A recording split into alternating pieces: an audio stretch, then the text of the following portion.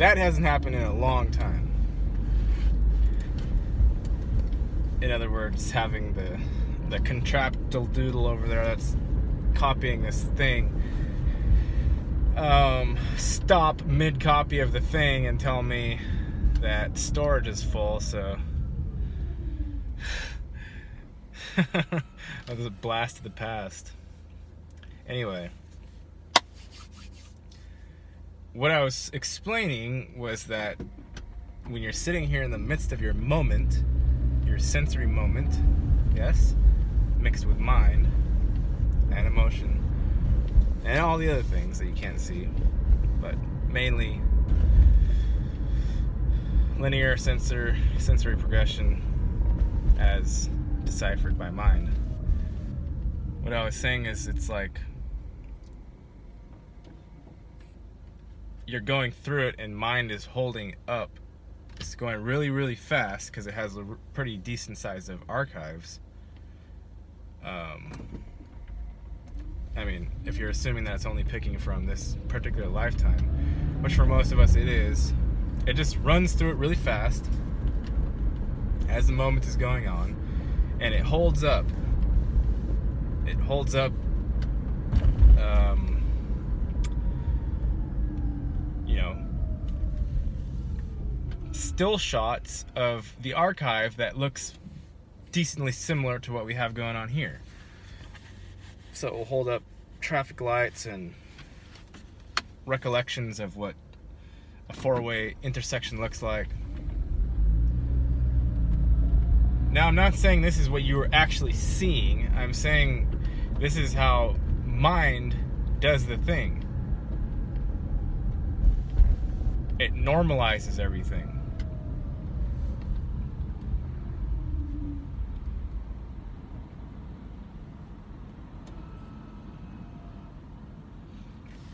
And in doing so, you unless you're really working at breaking out of your little slowly closing circle thing, box, cube, whatever you're in, it will dwindle down in terms of familiarity. It's actually dwindling the edges down for the familiar, because that's what mind likes, is it likes comfort.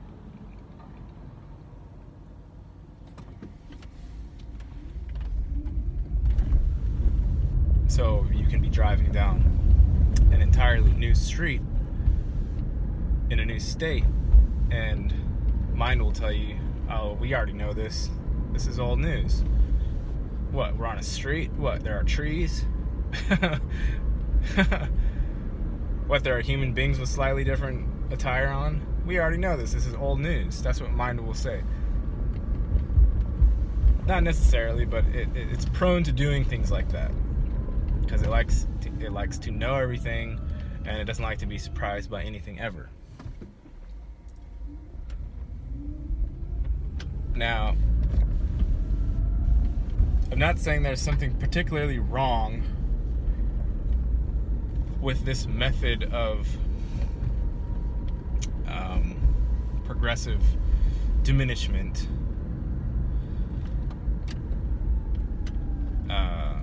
Not saying there's anything particularly wrong with that.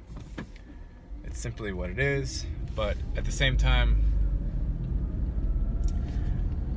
the point I'm trying to make is that by mind doing this, it's not erasing what is outside of the ever diminishing little circle that you're standing inside of. It's not erasing or getting rid of or doing anything. It's just covering them up with this little veneer thing that it has of forgettery or numbness or something. And then you look around and at your local environment, you know, and you see that, well, not very much seems to be happening. And that's because your circle has gotten kind of small.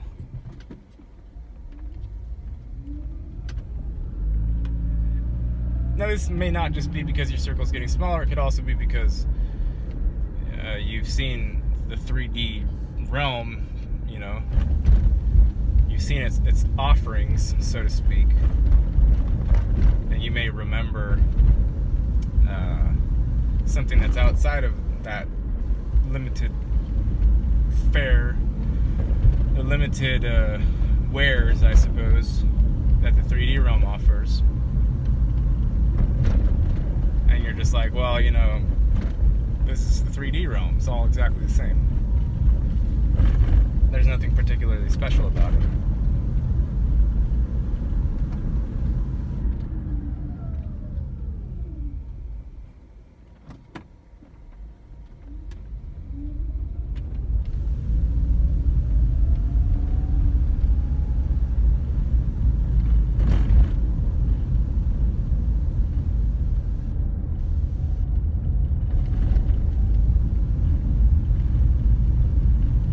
The thing is in this body,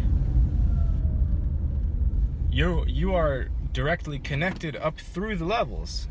So we might be at near base level as far as energetic density or distance from the emanation point. We may be really far away from that, but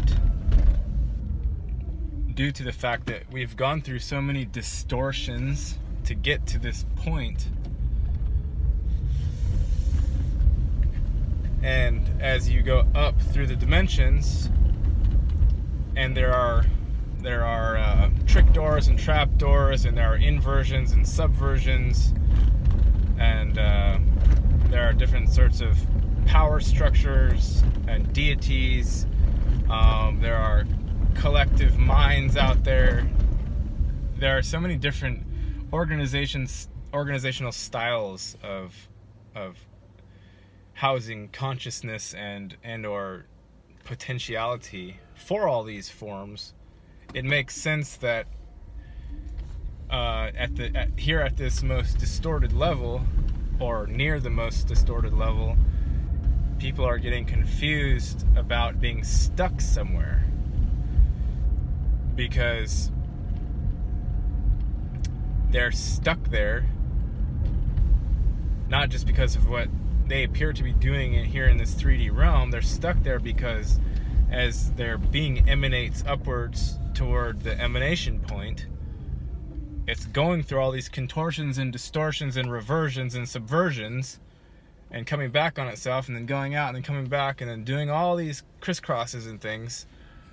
And here we are down here. You could think of it as like we're the bobblehead or something, or we're the puppet, and the going up through the dimensions is the strings. You know, it's like God is this crazy puppet master guy up on top of the 9th or 10th dimension or wherever he's at, and the strings are just doing these crazy ass things all through the dimensions. And still at the very end of it, here we are, you know, waggling our arms and saying, what the fuck is going on?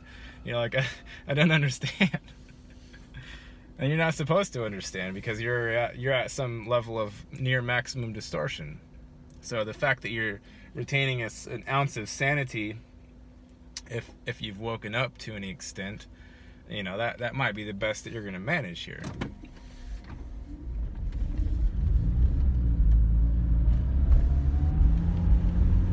And I'm not saying that so you can aim for mediocrity.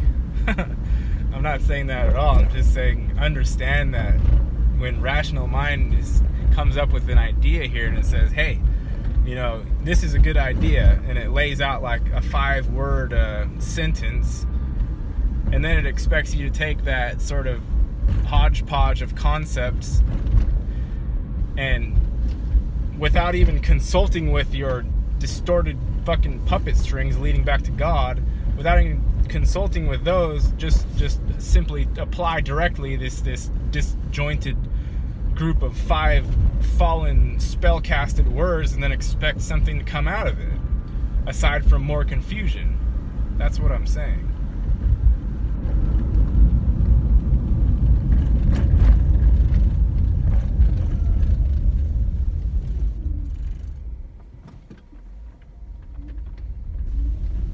That's all I have for tonight. pretty sane, relatively sane in the realm. Let me know what you guys think. Peace.